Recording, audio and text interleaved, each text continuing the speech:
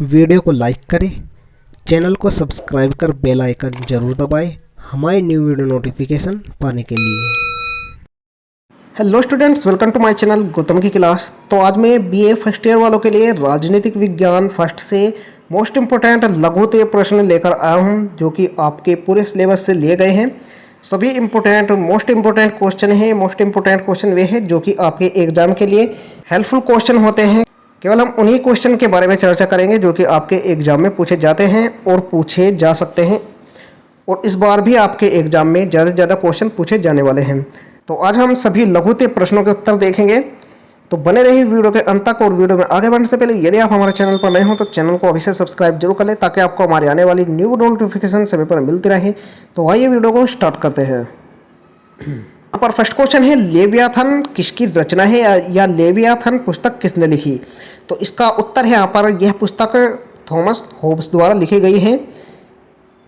Next question है यहाँ पर, विधि शास्त्र पर व्याख्यान पुस्तक का लेखक कौन है? या फिर इस प्रकार से भी क्वेश्चन पूछा जा सकता है, विधि शास्त्र पर व्याख्यान पुस्तक किसने लिखी? इसका उत्तर हो जाएगा विधि शास्त्र पर व्याख्यान यानी लेक्चर्स ऑन जूरिस्प्रूडेंस पुस्तक का लेखक जो है वह है जॉन ऑस्टिन।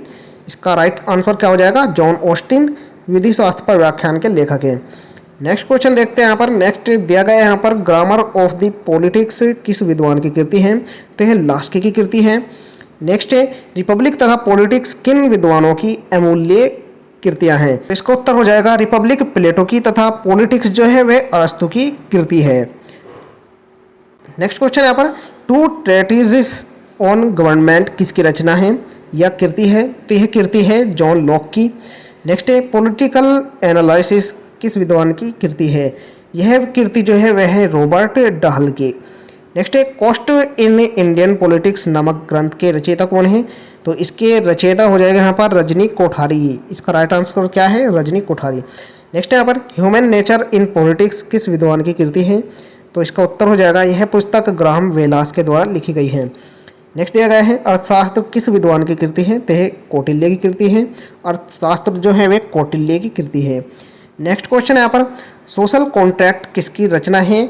सोशल कॉन्ट्रैक्ट कृति फ्रांस के महान दार्शनिक रूसो की रचना है। नेक्स्ट क्वेश्चन है यहाँ पर, राजनीति विज्ञान की एक परिभाषा दीजिए। तो हम यहाँ पर लिखेंगे कि गेटिल के अनुसार राजनीति विज्ञान राज्य का विज्ञान कहा जा सकता है। यह राज्य के भूतकालीन स्वरूप की ऐतिहासिक खोज, उसके वर्तमान स्वरूप की विश्लेषणात्मक व्याख्या और आदर्श के स्वरूप की राजनीतिक नैतिक विवेचना है। तो आपको इस प्रकार से इसकी परिभाषा लिखनी है। नेक्स्ट है, राजनीति शास्त्र का जनक कौन है? तो राजनीति शास्त्र के जनक अरस्तु को कहा जाता है। नेक्स्ट क्वेश्चन है यहाँ पर, प्रसिद्ध विद्वान अरस्तु ने राजनीति विज्ञान को किसकी संज्ञा दी है? तो उन्होंने राजनीति विज्ञान को सर्वोच्च विज्ञान की संज्ञा दी है। नेक्स्ट क्वेश्चन है यहाँ पर, राजनीति विज्ञान के क्षेत्र में प्रयोगात्मक पद्धति क्या है? ये क्वेश्चन इस प्रकार से पूछा जा सकता है कि प्रयोगात्मक पद्धति से क्या से है? इसका उत्तर हो जाएगा, राजनीति विज्ञान के अध्ययन में प्रयोगात्मक पद्धति का प्रयोग किया जाता है। कॉम्ट के अनुसार राज्य में होने वाला प्रत्येक परिवर्तन एक राजनीतिक प्रयोग होता है। वास्तव में राजनीति विज्ञान के अध्ययनकर्ता के लिए समस्त विश्व ही प्रयोगशाला है, जहाँ वह अनेक बार के राजनीतिक परिवर्तनों के रूप में सदैव प्रयोग करता रहता है। नेक्स्ट दिया गया है पर, राजनीति विज्ञान के अध्ययन की दो आधुनिक अध्ययन पद्धतियों को बताइए। तो राजनीति विज्ञान के अध्ययन की दो आधुनिक अध्ययन पद्धतियां हैं। पहला है व्यवहारवादी अध्ययन पद्धति तथा दूसरा है उत्तर व्यवहारवादी अध्ययन पद्धति। नेक्स्ट है, राजनीति विज्ञान के अध्ययन की कौन सी पद्धति सर्वश्रेष्ठ है? तो इसका राइट आंसर है, आधुनिक विज्ञान के अध्ययन की वैज्ञानिक पद्धति कौन सी पद्धति है? वैज्ञानिक पद्धति जो सर्वश्रेष्ठ है। नेक्स्ट क्वेश्चन दिया गया है, पॉलिटिक्स शब्द की उत्पत्ति यूनानी भाषा के किस शब्द से हुई है? तो यह यूनानी भाषा के पोलिस शब्द से हुई है। पॉलिटिक्स शब्द की उत्पत्ति यूनानी भाषा के पोलिस शब्द से हुई है। नेक्स्ट है यहाँ पर, राज्य की उत्पत्ति का सबसे पुराना सिद्धांत कौन सा है? तो इसका उत्तर हो जाएगा, राज्य की उत्पत्ति का सबसे पुराना सिद्धांत है देवी सिद्धांत। नेक्स्ट यहाँ पर, देवी उत्पत्ति के सिद्धांत की दो विशेषताएं लिखिए। तो इसकी दो विशेषताएं हैं, राज्य ईश्वर की कृति है और राजा ईश्वर का प्रतिनिधि है। नेक्स्ट क्वेश्चन आपका है यहाँ पर, शक्ति सिद्धांत के समर्थक कौन थे? तो शक्ति सिद्धांत के समर्थक यूनान के सोफिस्ट विचारक थे। क्या उत्तर हो जाएगा इसका? सोफिस्ट विचारक। नेक्स्ट यहाँ पर, आधुनिक पितृसत्तात्मक सिद्धांत का प्रबल समर्थक किसको माना जाता है? आधुनिक पितृसत्तात्मक सिद्धांत का प्रबल समर्थक सर हेनरी मैन को माना जाता है। नेक्स्ट यहाँ पर लोक का प्राकृतिक अधिकार क्या है, तो इसका उत्तर हो जाएगा लोक प्राकृतिक अधिकार को शांति, संपन्नता, सहयोग, समानता और स्वतंत्रता की अवस्था मानता है। उसके अनुसार प्राकृतिक अवस्था शांति, सद्भावना, पारस्परिक सहयोग और आत्मरक्षा की अवस्था है। नेक्स्ट क्वेश्चन है यहाँ पर राज्य के तत्व कौन कौन से हैं, या राज्य के दो तत्व कौन कौन से हैं, या राज्य के तत्व बताइए। तो राज्य के तत्व निम्नलिखित है यहाँ पर जनसंख्या है, प्रदेश है और सरकार है और संप्रभुता, ये चारों ही राज्य के तत्व होते हैं। नेक्स्ट यहाँ पर राज्य एवं सरकार में अंतर लिखिए, तो इसका उत्तर हो जाएगा राज्य अमूर्त और स्थायी है, जबकि सरकार मूर्त और अस्थायी है। दो दिया गया यहाँ पर। दूसरा अंतर यहाँ पर दिया गया है राज्य की अपेक्षा सरकार एक लघु संस्था है। नेक्स्ट है राज्य को साध्य मानने वाले विचारकों के नाम लिखिए, तो आपको कुछ विचारकों के नाम लिख देने हैं, जैसे कि यहाँ पर हीगल तथा कांट दिया गया है। दो विचारक है हीगल तथा कांट। नेक्स्ट है सामाजिक न्याय क्या है, तो सामाजिक न्याय का तात्पर्य मुख्य रूप से सामाजिक समानता से है, जो कि सिद्धांत तथा व्यवहार दोनों में होनी चाहिए। नेक्स्ट यहाँ पर आर्थिक स्वतंत्रता से आप क्या समझते हैं, आर्थिक स्वतंत्रता से क्या आशय है। इसका उत्तर है आर्थिक स्वतंत्रता का अभिप्राय है व्यक्तियों को अपनी इच्छानुसार व्यवसाय तथा उद्योग धंधों अथवा आजीविका को संचालित करने के साधनों को चुनने की स्वतंत्रता प्राप्त हो। नेक्स्ट है प्राकृतिक स्वतंत्रता का समर्थक कौन था, तो इसका उत्तर है प्राकृतिक स्वतंत्रता का समर्थक रूस था। नेक्स्ट है स्वतंत्रता शब्द की उत्पत्ति लैटिन भाषा के किस शब्द से हुई है, तो इसकी उत्पत्ति लैटिन भाषा के लीबर शब्द से हुई है। नेक्स्ट यहाँ पर समानता के दो प्रकार लिखिए, तो समानता के दो प्रकार होते हैं सामाजिक समानता और राजनीतिक समानता। नेक्स्ट क्वेश्चन है राजनीतिक समानता का अर्थ स्पष्ट कीजिए। इसका उत्तर हो जाएगा राजनीतिक समानता का अर्थ है कि देश के सभी नागरिकों को बिना किसी भेदभाव के समान राजनीतिक अधिकार प्राप्त हो। नेक्स्ट यहाँ पर शक्ति बंदूक की नली से निकलती है, किसने कहा, तो यह माओ त्से तुंग ने कहा था। नेक्स्ट यहाँ पर वह कौन सी विचारधारा है जो प्रभु सत्ता को वर्ग शक्ति मानती है, इसका उत्तर हो जाएगा वह मार्क्सवादी विचारधारा है। नेक्स्ट यहाँ पर कानून के स्रोत लिखिए, तो कानून के स्रोत जो है वे निम्न प्रकार से हैं। पहला है रीति रिवाज अथवा परंपराएं, धर्म व धार्मिक सिद्धांत, वैधानिक वाद विवाद अथवा विविध टीकाएं और न्यायिक निर्णय, न्याय भावना अथवा औचित्य और व्यवस्थापिका। नेक्स्ट यहाँ पर अच्छे कानून के दो लक्षण लिखे, तो अच्छे कानून के दो लक्षण है सर्वव्यापकता तथा अधिकारों का रक्षक। नेक्स्ट यहाँ पर प्रजातंत्र की परिभाषा लिखिए, तो इसका आंसर हो जाएगा अब्राहम लिंकन के अनुसार लोकतंत्र अथवा प्रजातंत्र वह शासन है जिसमें शासन जनता का जनता के लिए और जनता द्वारा ही होता है।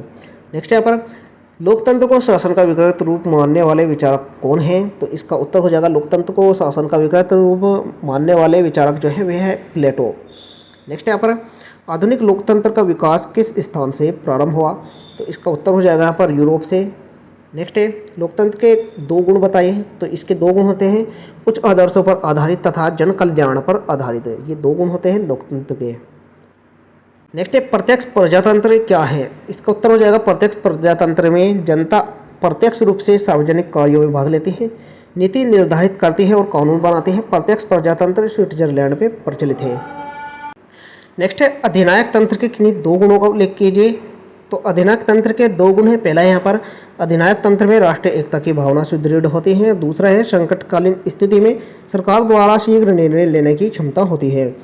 नेक्स्ट है अधिनायक तंत्र के किन्हीं दो दोषों का उल्लेख कीजिए, तो इसके दो दोष होते हैं। अधिनायक तंत्र में नागरिकों की स्वतंत्रता तथा अधिकारों का हनन हो जाता है और यह अंतर्राष्ट्रीय शक्ति का विरोधी है। नेक्स्ट यहाँ पर संसदात्मक शासन में शासन की समस्त शक्तियों का केंद्र बिंदु कौन होता है, तो इसका आंसर हो जाएगा संसदात्मक शासन में शासन की समस्त शक्तियों का केंद्र बिंदु जो है विधायिका होती है। नेक्स्ट यहाँ पर संसदात्मक सरकार की दो विशेषताएं लिखे, तो इसकी दो विशेषताएं हैं। संसदीय शासन प्रणाली में बहुमत दल की सरकारें बनती हैं और संसदीय शासन में सरकार निरंकुश नहीं होती है। नेक्स्ट यहाँ पर संसदीय सरकार के कोई दो दोष बताइए, तो इसके दो दोष हैं यहाँ पर। पहला है मंत्रिमंडल की तानाशाही, दूसरा है नौकरशाही का प्रभाव। नेक्स्ट क्वेश्चन यहाँ पर एकात्मक शासन प्रणाली की दो विशेषताएं लिखें, तो इसकी दो विशेषताएं हैं। इसमें शासन व्यवस्था स्थिर रहती है और इसमें निर्णय राष्ट्रीय हितों को ध्यान में रखकर किए जाते हैं।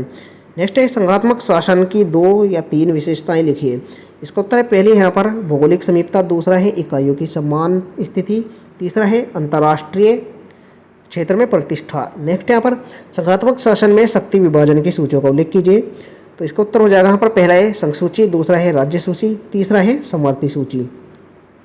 नेक्स्ट क्वेश्चन है यहाँ पर, लोकमत के निर्माण के दो साधनों का उल्लेख कीजिए या जनमत के निर्माण की दो आवश्यक शर्तें बताइए। तो इसका उत्तर है यहाँ पर, लोकमत के निर्माण के साधन है समाचार पत्र, पत्रिकाएं और राजनीतिक दल। नेक्स्ट क्वेश्चन है यहाँ पर, लोकतंत्र में राजनीतिक दलों के किन्हीं दो कार्यों को उल्लेख कीजिए। इसका उत्तर हो जाएगा यहाँ पर, पहला है स्वस्थ तथा प्रभावी जनमत का निर्माण करना, दूसरा है जनता के अधिकारों तथा स्वतंत्रताओं की सुरक्षा करना। नेक्स्ट यहाँ पर, द्विदलीय प्रणाली के दो गुण लिखिए। तो इसके दो गुण होते हैं यहाँ पर, सरकार की स्थिरता, दूसरा है उत्तरदायित्व का निर्माण। नेक्स्ट क्वेश्चन है यहाँ पर, सार्वभौम मताधिकार यानी वयस्क मताधिकार से आप क्या समझते हैं। तो इसका उत्तर यहाँ पर, वयस्क मताधिकार उस मताधिकार को कहा जाता है जहाँ राज्य के सभी नागरिकों को निश्चित आयु प्राप्त करने के पश्चात बिना किसी भेदभाव के मतदान करने का अधिकार प्रदान किया जाता है। नेक्स्ट क्वेश्चन यहाँ पर, धर्मनिरपेक्ष राज्य के किन्हीं दो गुणों की विवेचना कीजिए। तो इसका उत्तर हो जाएगा यहाँ पर, पहला है सभी धर्मावलंबियों को पूर्ण धार्मिक स्वतंत्रता तथा दूसरा है देश का कानून किसी धर्म विशेष पर आधारित नहीं होता। तो यहाँ पर आपकी पॉलिटिकल साइंस से कुछ मोस्ट इंपॉर्टेंट क्वेश्चन थे जो कि मैंने आपको बताए हैं। सभी क्वेश्चन आपके एग्जाम के लिए बहुत ही इंपॉर्टेंट क्वेश्चन हैं। तो वीडियो को अपने दोस्तों के साथ ज़्यादा से ज़्यादा शेयर जरूर करें जिससे उनकी भी हेल्प हो सके। आशा करता हूँ आपको वीडियो अच्छी लगी, वीडियो पसंद आई हो तो लाइक जरूर करें, चैनल पर नहीं हो तो सब्सक्राइब जरूर करें जिससे आपको हमारी आने वाली न्यू वीडियो नोटिफिकेशन समय पर मिल सके। मिलते हैं ऐसी न्यू वीडियो के साथ, तब तक के लिए बाय बाय, टेक केयर।